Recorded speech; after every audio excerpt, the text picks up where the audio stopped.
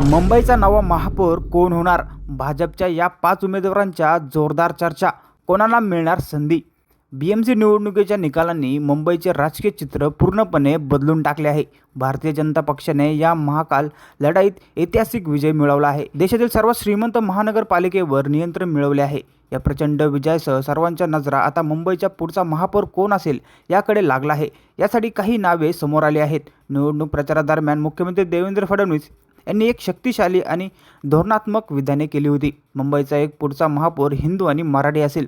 आता निकाल भाजपच्या बाजूने असल्यामुळे फडणवीस यांचे वचन केवळ राजकीय विधानापेक्षा जास्त झाले आहे, तर भाजपसाठी एक मोठं आव्हान आणि संधी बनले आहे. स्थानिक ओळख आणि प्रादेशिक अभिमानाला प्रोत्साहन देणे हा संकुचित राजकारणाचा विषय नाही, तर संवैधानिक अधिकार आहे, असे मुख्यमंत्र्यांनी स्पष्ट केले. 2026च्या बीएमसी निवडणुकीत भारतीय जनता पक्ष सर्वात मोठा पक्ष म्हणून उदयास आला. मुख्यमंत्री देवेंद्र फडणवीस यांनी महापौर हिंदू आणि मराठी असेल या विधानानंतर पक्षात त्या निकषावर पूर्ण करणाऱ्या उमेदवाराबद्दल चर्चा तीव्र झाली आहे. महापौरसाठी 5 नावे समोर आली आहे.